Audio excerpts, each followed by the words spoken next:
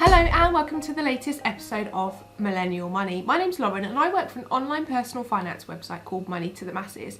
Now we cover a host of personal finance and investing topics, and go and check us out at our website moneytothemasses.com. We also have social media channels, so go and follow us over on our Facebook, Money to the Masses, our Instagram at Money to the Masses, and our Twitter at Money to the Masses with the number 2. So this week I'm going to be sharing with you 4 things that you should consider before applying for a loan. Now loans can be really handy if you wish to make a large payment or you wish to clear some debt off of a credit card with a loan, but there are some things that you need to consider before committing to borrowing that amount of money.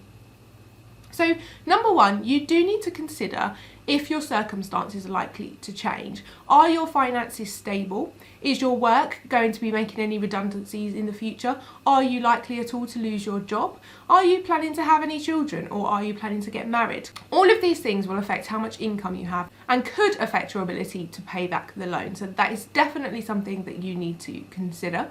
Number 2, how much do you need to borrow? Now it can be really tempting to borrow more than what you need when it comes to getting out a loan, but you have to remember that you do have to pay off the interest on the total amount of the loan. So borrowing just what you need will save you money in the long run and will also make the loan a lot more serviceable and affordable for you. Number 3, how quickly can you pay the money back? Now it is best to borrow the money over a shorter time frame if possible. Obviously, the longer period of time that you borrow the money over, the shorter your monthly payments. So this can be tempting, but obviously the longer the term you choose to pay off your loan, the more interest you will pay and the longer it will take you to pay off the loan. It is better if you can try and pay it off over a shorter period of time, as long as the payments are affordable. Also, you may be able to check with the loan provider if you are able to make any overpayments on the loans, but you will need to check to see if there are any early repayment charges if you do decide to pay off any of the loan early. Number 4 is, have you considered the alternatives to a loan? So you may be able to take out a 0% purchase credit card.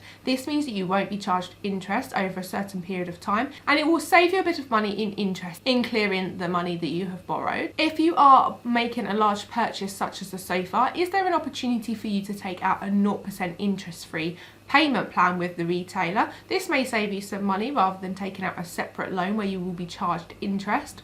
Or alternatively, the best alternative option is saving up the amount yourself. Now this will definitely take you a lot longer, but it's a lot more rewarding and you will not have to pay any money in interest. Obviously there are times when this is not possible to be able to do, but if you can save up the amount, this is a better alternative option for you. Now, in a few of my other Millennial Money videos, I do cover how you can manage your money each month, so how you can try and save a bit more by budgeting.